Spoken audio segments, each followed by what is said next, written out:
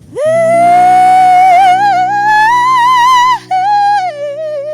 I do well is get the hell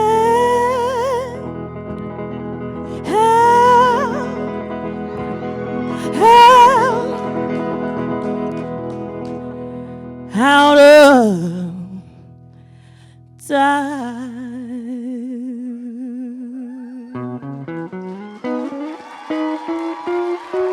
Okay, I was gonna start with another way, but I just have to ask you, what does it feel to hear the words that you wrote come from the soul of a singer like her? What are you feeling right now? Good news at long last that we have come to a Juneteenth moment. That I get to hear. I will actually want to cry about that in this deep moment of being with Mosaic. That song was written with Walter Hyatt. I co-wrote that with Walter. Walter Hyatt was Lyle Lovett's favorite country songwriter and artist. He's one of the most famous writers. I love Walter, but I love Saaneah's version even more. And what I love about, there's three things I want to say about that. Get the hell out of Dodge here. Dodge City are the toughest projects of Nashville, Tennessee. So this song is metaphorically about that other dog city on the train tracks. But we wrote it, and that was the embedded knowledge about what it takes to get the hell out of Dodge, to get out of the projects and to make a life for yourself. And that's a Mosaic thing. We wrote it in honor of the black cowboys, including Nat Love, who ran through Dodge. But the black and brown cowboys that were in Dodge City have been written out of the American story. And so when you hear Saaneah's voice, who was raised near the Dodge projects, which is where DeFord Bailey died in another set of housing projects in Nashville. That is the embodiment of resistance. Instead of working yourself to death, arting yourself to life. That is everything I worked for 41 years in country music to do. When you take something that's too hard to bear and turn it into beauty that makes the hard bearable. There's two people in the front, the Cerseys are in the front row of this. I wrote that with Walter after I was right in the aftermath of getting divorced the first time from Avon and Williams. And I loved Avon, he gave me a beautiful child, but I needed to get the hell out of Dodge. And you had to take the thing that's too hard to bear, turn it into beauty that makes the hard bearable. So to hear Saaneah do all of that with that song. And the first time I ever saw her, she was in the studio, and that day, she looked just like a black mermaid. I write about that in the book. She always has variations on this amazing purple hair. And I'm from Detroit City. I write about this in the book, too, in 1959. In Detroit, there was a mythology. Scholar Thaddeus Davis will probably know this, and there's an exhibit on it right now in Washington, D.C., at the National Museum of American Art. In Detroit, when I was a little girl, there's a myth that some of the enslaved Africans, newly enslaved Africans, who jumped off the boat in suicide moments, gave birth to babies who could breathe in the water. Gave birth to this entire world of free people who lived in the water. And when I saw Saaneah, she looked, I didn't know what I thought one of those mermaids would look like. And I saw Saaneah, and there was one, and there is her spirit. People who can breathe in the water. And that, anyway, so thank you, Renata, for giving me this moment at this theater in this special place. Well, I know that we're going to talk about why it's special to be here. When I call Alice, my friend and sister, to see if she would do it, the idea started actually as a book club kind of idea for Mosaic Fellows, and now we invited our, can you hear me? Yeah. Okay. Can I scream out and you hear me? You want to borrow this one? Here, we'll do this one. Can you hear me now? Yes. So, when I told her about the event and that we were thinking to ask our friends at the Belcourt Theater if it was available, I had no idea of the significance of this place to Black country history and to her story. So I know that this is also history in the making, that you are on this stage here today. And we're going to talk a lot about that. But before we get that, I think that when we see the title of your book, My Black Country, we get that you are talking about country, the genre, the roots and the contributions of Black musicians to it. But there's a broader question in your title and in your memoir that is about the stories that we recognize in the making of this country, not just country music. So it's also country, this place, this nation that we all claim as ours, but also who has been claimed back as building that history. So you are talking about also what it means to be American and who gets to tell the story and who can authentically write country music and who can authentically write or say, I am from this place. So I want you to talk a little bit about this broader question of belonging, of making, of founding, of founders in your book. Who are we the people? When we contest who can be part of country music, often that is a surrogate question for people, excluding some people from being we the people. That some of us might think that jazz is America's quintessential music form. A lot of people think country is America's quintessential music form. And I actually agree with that. But I add to that my definition of country music is its Celtic, English, Irish, Scottish ballad forms, plus African influences, plus evangelical Christianity equals country. Without Black and African influences, country is not country, it's folk music. That's just true, period, exclamation point. Without evangelical Christianity, at its best, it can be blues. To be country, it has to include Black influences. Those can range from the banjo to an African sense of sacred space in nature. It's many different African influences go into the bit note singing, open-throated form.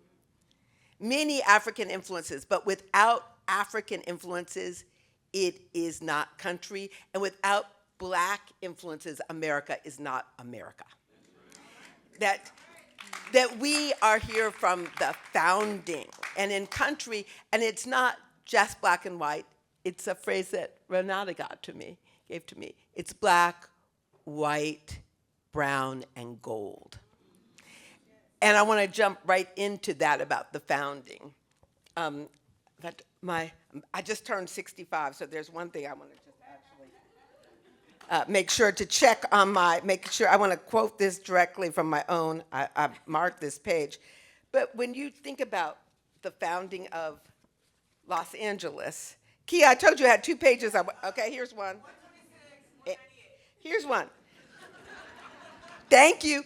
That's living history, too. The person I just called out to is my assistant, Kia Gardner. Her father, Causey Gardner, was the second Black, her grandfather, Causey Gardner, was the second Black man signed to RCA Records to do country, and probably the person who taught Greg Allman how to play the organ. If you want to read more about that, read the book. But Causey Gardner was on the label in the heyday of Black country, and so these are just some of the untold stories.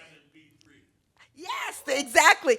Black funeral parlor. Oh, we'll stop and give you a little music lesson here. Most rock organ is baseball park organ. You can hear that on the Doors, Come On Baby Light My Fire. That's a great song, great cut, but that's ballpark organ.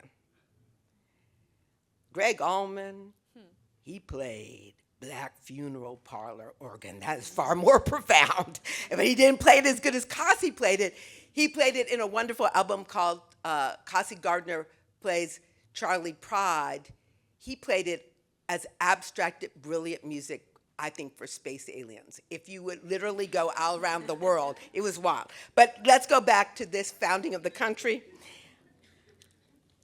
That is to say, LA is the seat of Black country. The story starts when a Black cowboy or Mexican vaquero who had some African and indigenous ancestors sang on the Avila Ranch or on one of the Catholic Church-owned missions. Or maybe it starts earlier than that. Maybe it starts with the pobladores arriving from Mexico in 1781 to what we now call Greater Los Angeles.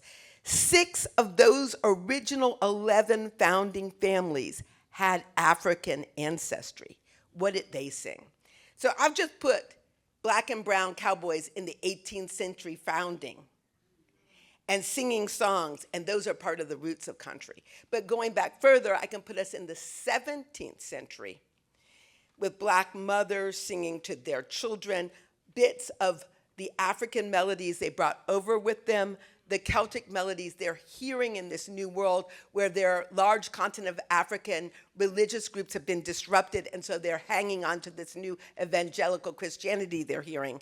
And so that's that Celtic, African, and evangelical Christianity. The first country song I have to imagine, but we don't know, is a black mother in 1670 singing to her child that she's just birthed. But the song, thank God we do know, in Frederick Douglass's second autobiography, My Bondage and My Freedom, he actually quotes, and I put this one in, I'm not going to read it to you, but on one of the early pages of my book, he quotes a country song that he heard we know he got free in 1838, sometime between Christmas and New Year's Day, and he quotes a song in full in his second autobiography, which was published in 1855. So I can document a black country lyric in 1855 published, and it starts off, "We raised the wheat." The rest of that song evolved, appears in the contemporary country classic, Take Me Back to Tulsa, and the actual family that owns that copyright, whose grandfather wrote that, they have acknowledged that the origins of that song, the Bob Wills classic, go back to this song. So we have been in the founding, but like we were erased by what we contributed to the Declaration of Independence. Life, liberty, the pursuit of happiness. That, to me, is a portrait of someone recognizing that freedom is not a legal and economic condition. Thomas Jefferson didn't invent that concept. He had the French writings, in British legal documents, but where he got pursuit of happiness, I think, was seeing Sally Hemings. Seeing these black enslaved people, and some of them were more or less free because some of them achieved more or less happiness. We invented a new kind of freedom that wasn't tied to economic status, that wasn't tied to legal status, that was tied to our spiritual status. And we embodied and lived that, and some people observed that, but they put it into the founding documents, but we go uncredited, just like this horrible metaphor I want to get right to. The first million-selling country single, Jimmie Rodgers' Blue Yodel No. 9. 3 geniuses played on that record. One was Jimmie Rodgers. The other was Lil Hardin Armstrong, and the other was Louis Armstrong. But they didn't get credit. I've had to fight into this decade to get Lil acknowledged. Other scholars worked on the documentation, but it took such a hard fight, we didn't even get that into the Ken Burns documentary on country music. I got Louis Armstrong in. But the major scholar, and I'm going to call this out right here, Bill C. Malone from University of Texas, who published his first book in 1960s, he fought me on that and finally said, where's her proof? Where are her footnotes? And I did finally have them all. He had to acknowledge. But that was in the 21st century. People are still denying that Lil Hardin had played on Blue Yodel No. 9. That's like denying that we contributed to the founding of the country and to inspired this understanding of freedom. It's time to acknowledge the truth from the beginning, that my black country is the only country we have. Black people are co-created this country. And as we co-created country music, we're not responsible for all the wickedness in it, but so much of what is the best of the American experience. The best of what is country is the blackness we brought to that Celtic. I knew that I just needed to show up and let her talk. I have so many questions, like, I'm not going to ask all these things. But I want to say at Mosaic, we actually focus in the fellowship on understanding our place in relation to other change makers and in the continuous progress and trying to sustain progress in this country. But then it's also, what is our story in it? And so I wanted to ask you, I know that the significance of that we are here at Belcourt is not just for what it means to other Black country artists, but in your actual career. Can you tell us a little bit the significance of this place and this hall, not just the Belcourt Theater, but this stage? This very stage means so much to me, and I'll give a very short answer on that. One, from 1934 to 1936, DeFord Bailey played on this stage. And he's my opinion, the papa of Black country and country. So that's number one. Number two, it's a theater, film theater. I told you about the mama, Lil Hardin. I won't tell you all about her, but she had a stepson, metaphorically, for me, and that was Herb Jeffries, the bronze buckaroo. Through the 30s and the 40s, he was a Black singing cowboy. So we came to this page to acknowledge the role of Black singing cowboy westerns in the formation of country music. So that's really important to me. I love DeFord so much and Herb Jeffries so much. In 1994, 34 years ago this summer, 30 years ago this summer, in 1994, when X's and O's debuted the television show, with I song X's and O's that would be 2 weeks at #1 in country music, making me the first Black woman to have a #1. And cheer for that. Yes. And still the only Black woman in history to have a #1 country song and write a video of the year, ACM video of the year for Reba McEntire. Only one to do those two things.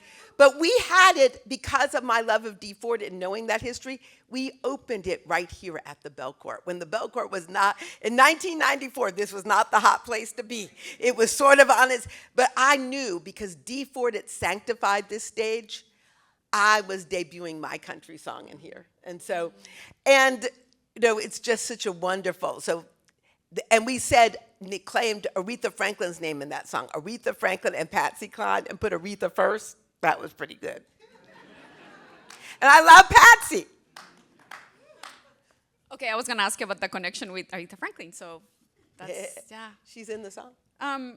So going back to your definitions and what others have defined about country music, I learned in your book, country songwriter Harlan Howard, known as the Dean of Music Row, famously described country music as 3 chords and the truth. And part of what you do in your book is that you complicate the statement, and you don't stay there, and you say that it's actually 3 chords and 4 particular truths. What are those? Life is hard. God is real. The road, families, and liquor are significant compensations. And the past is better than the present. And that last is the racial fault line often in country, that sometimes in country, the weaker country songs, the past that's better than the present, is a imagined, mythologized Dixie. Sometimes it's a period in the horrible Nadar or the Jim Crow South when people are imagining something was different. That's not always true. But the past is better than the present is also important in some great country songs and Black country. In Black country, the past that's better than the present is a lost and longed for Africa that appears in nature in the songs.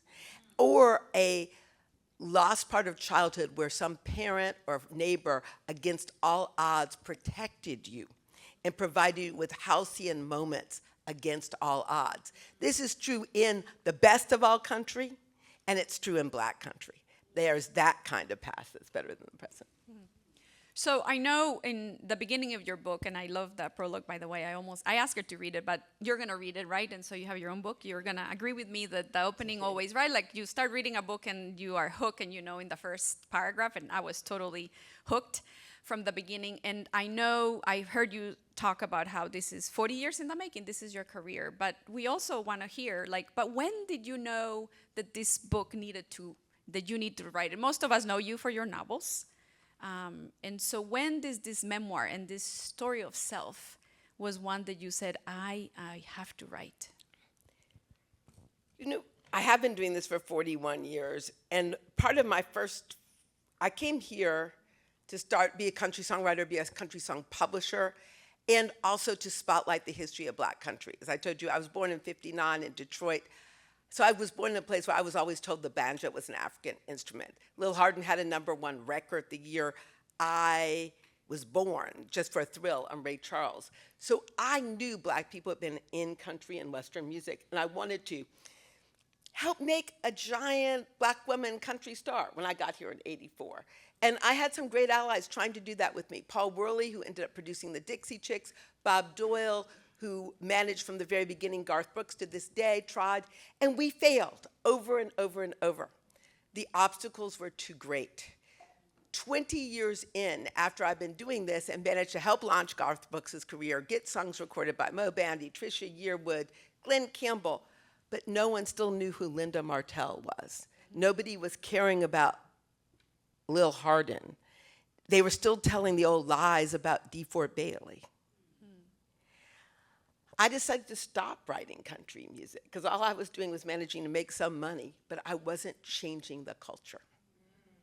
And I started to write articles and teach. So I published my first article about Linda Martell in 2010. I started teaching a course on country lyric and American culture in 2006 at Vanderbilt. I started teaching a course in 2015 about Black country. So it's not yesterday. So about 2006, I started with that first course, Country, Lyric, and American Culture. Got there, Thaddeus Davis sitting on the front row helped me get to Vanderbilt, helped that happen for me. I started teaching that course, and frankly, in 2018, 2019, I was diagnosed with breast cancer, and I realized if I was gonna die, there were two things I wanted to do, dying soon, because it wasn't a good breast cancer. I wanted to tell the story of Motown as I saw it, as a center of Black genius, and it was time I just had to tell the story of Black country and tell the story of the first family of Black country and get this done, because I realized if I hadn't done it, it couldn't be done. And I realized that what it was like to be on Music Row as a Black woman in the 80s, 90s, and zeros, if I didn't tell the story, it wouldn't be known. And so what was so exciting, what put me off, I was always waiting to do it when I could end with the happy news that a Black woman was at the top of the country charts. So I had to go ahead and do it when I didn't have that happy news. I had the happy news that 11 brilliant women, Reese Palmer, Rhiannon Giddens, and Allison Russell, and Saaneah, and Ebony Smith had come in, riding to the rescue of my legacy. But God, remember I said, life is hard, God is real? And then I have a song, God's a Woman Too, that God, my Black woman God, she had prepared for me this way, that my album and book came out right as a Black woman was at the top of the country chart. And not for just the first any time woman. in history. And so when I got here, Mr. Charlie Pride, and I love Charlie Pride, knew him my whole career. Charlie Pride had already been to the top of the charts 29 times when I arrived in '83. But no Black woman had been in that chart as the top of the chart as a performer till this year, till now. So I wrote it waiting for something to happen that I thought I wouldn't live to see. And I am so grateful that I lived to see it and celebrate with you all at Mosaic. Well, I'm gonna ask my last question so that we open for our guests to ask their own questions. And as thinking of what you just shared, but also, you certainly already have changed the understanding of the history of country music and therefore our nation. You've been on NPR, on New York Times, on Billboard, everywhere. My favorite is Time magazine and your piece about Beyonce and the beautiful illustration of my queen and you. Like, I have a photo of the both of you. It's like, this is a special day. So I wanted to ask you, we are Mosaic Changemakers. Mm-hmm. What do you hope change now that we might have welcomed a new understanding of the history of country music and therefore of who we are? What do you hope is the impact of this new narrative that you're giving us?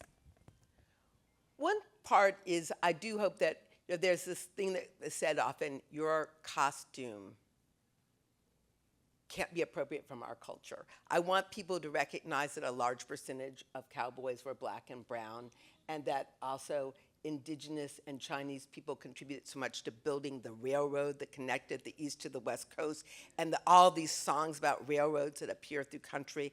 I want us to have country be a unifier, particularly as we go into the election. I want people to realize if country music has this much hidden black genius in it, if country music owes this much debt to black, brown, indigenous, and gold culture, what else does? What else have we been not told the whole truth about? I want people to be thinking more deeply about the actual reality that to create amazing things that are truly American is to invite everybody in. That's really what I want.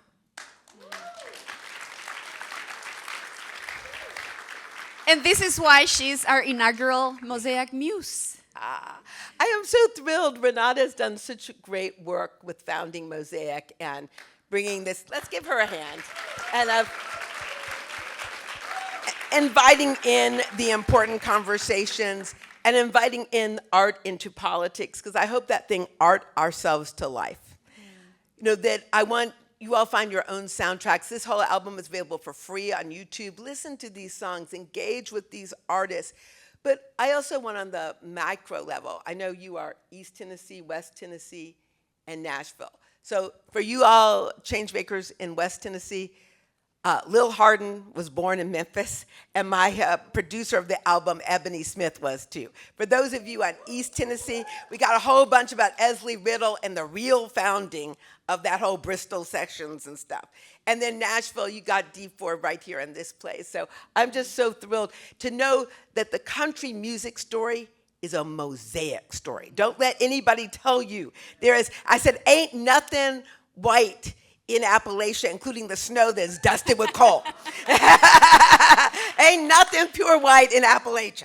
So Let's open for questions. I know that there's 2 microphones, 1 on each side. I know that there are many Alice Randall fans here who came with her other books for signing, so please bring your questions for the next 10 minutes. I can't see well, so I don't know. Yes, please, hear that.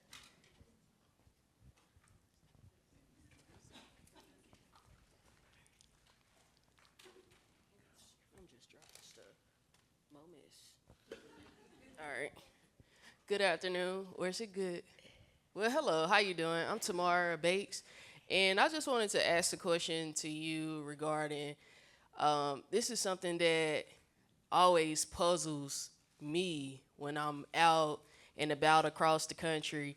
And, you know, people ask, you know, they always ask this question about Nashville country scene. It's like, well, are there black people? I was like, yeah, it's a lot of black people who are, you know, doing this country music, but oftentimes it feels that Nashville do not welcome or open a space for that to be seen, because even when you're in the airport, only thing you see is cowboy boots, white people, and just whiteness. But when you think about, you know, country, you know, I'm from Memphis, Tunica, Mississippi, and all that, like, that's where the country is at. And so sometimes I just be trying to have comeback lines where to, you know, punch people, be like, hey, this is the resources where you need to go look, or, you know, just having some guidance. Because sometimes being in this world, being in this space, being black, when we're up against,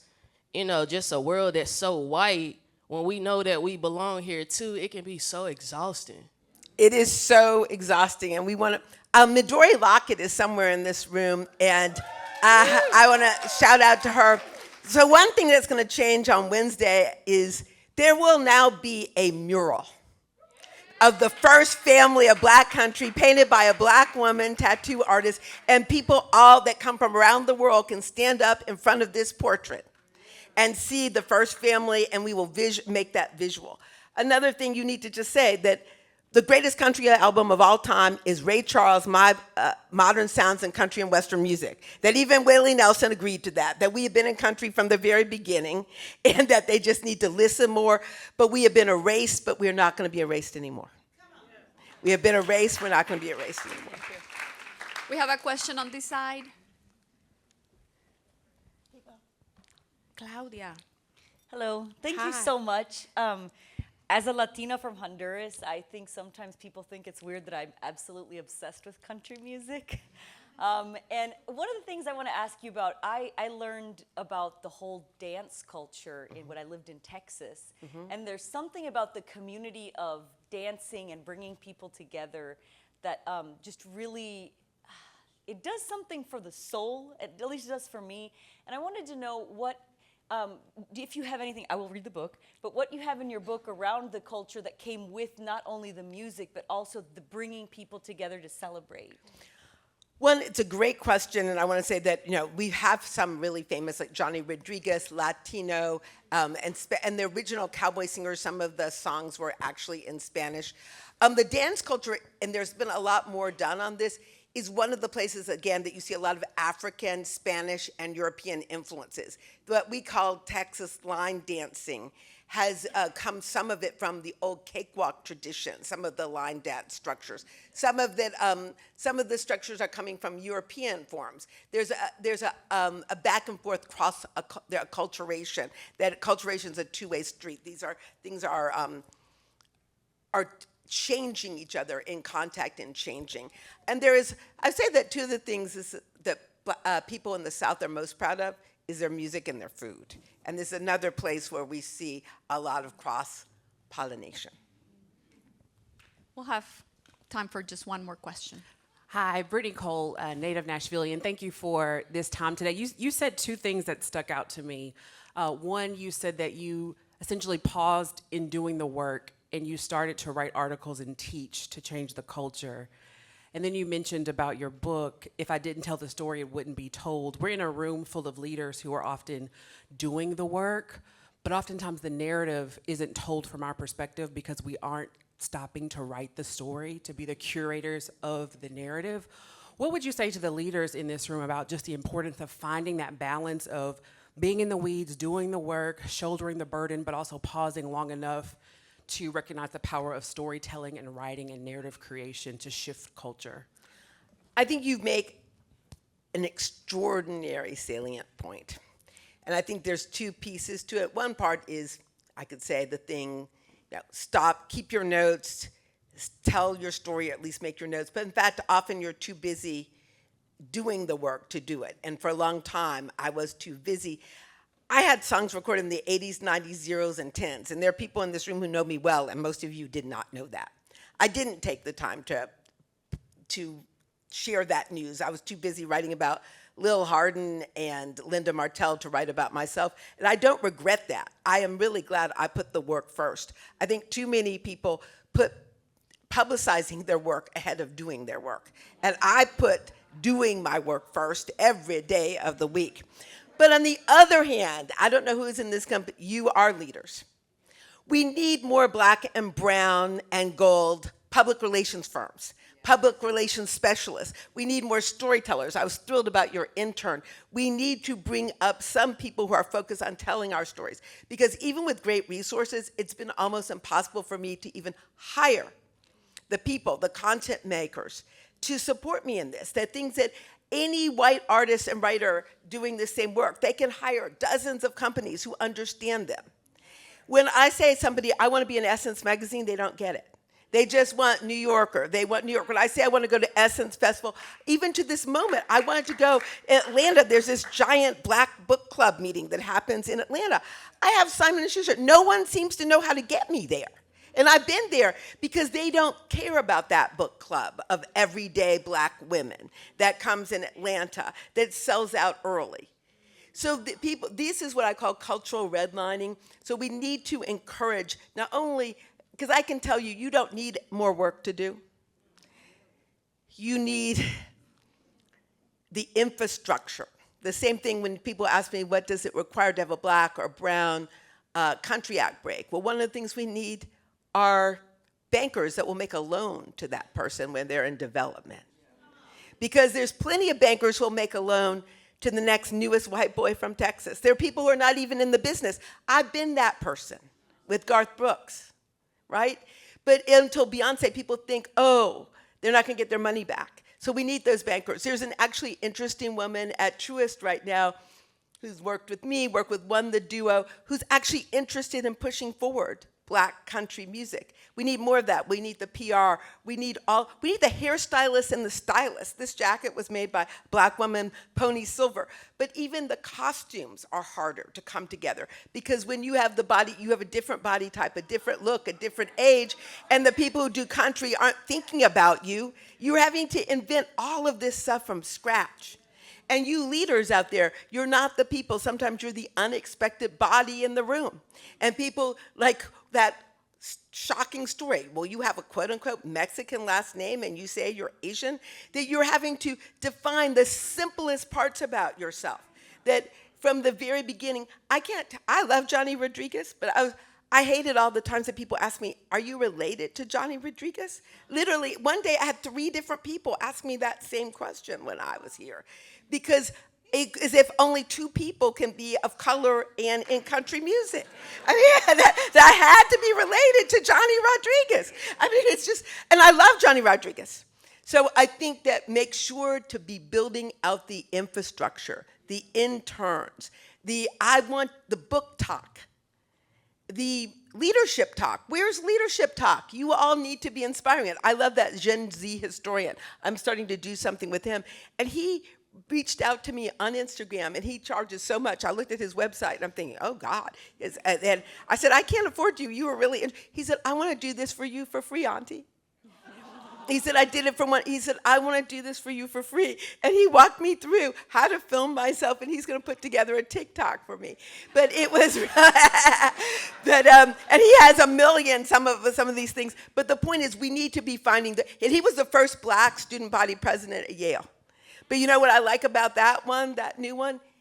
He's reached out to some older brown and Black people and saying, let me give you my skill. Let me do this for you for free. That's like Saaneah has shown up at so many places and sang more for free for us than she has sang for any kind of even honorarium. We have to help each other in both directions. I'm thrilled that Breland texted me and called me. He says, your nephew. He was afraid to call me Auntie, but he said, this is your nephew, Breland. I said, call me Auntie. I'm not afraid. I'm reclaiming that word. Let's acclaim. We are all Mosaic fam. For sure. Well, I know that we have so many more questions. I had so many more questions, but I know we're going to read your book and continue to engage with these beautiful stories. As our inaugural Mosaic Muse, muses are sources of inspiration, and you've been one for me for many years, and I'm so honored that you allowed us to celebrate you here in our MoFam. And we thought, okay, what do we give her? Like a medal, but like, no, So we are going to give you something that is better than the Presidential Medal of Honor, because you're going to be able to wear it more than just that one time. But we hope that with that, it carries our most sincere appreciation, love, and the challenge that you give us to tell our stories, to support all the ways in which narratives are created, all the contributions that are needed, not just the storyteller, but all the infrastructure that supports that. That's part of what we're trying to do at Mosaic Changemakers, a group of people who want to create a better world, a better community, a better school, a better neighborhood, and we support each other, and Absolutely. we propel each other for that vision that we have. So on behalf of Mosaic family, I want to show you this pillar. It's a necklace. And on each so pillar, beautiful. because you are a pillar of our country, of our city, it's in one side is Alice, Randall, Mosaic Muse. Oh, I am so thrilled to be the first Mosaic Muse. Yeah. I'm thrilled we made history on the Belcourt stage with DeFord. It Yes. doesn't get better than that. Thank you. So would you please welcome me in giving her the warmest, loudest thank you to Alice Randall. Thank you. Thank you. Thank you. Thank you.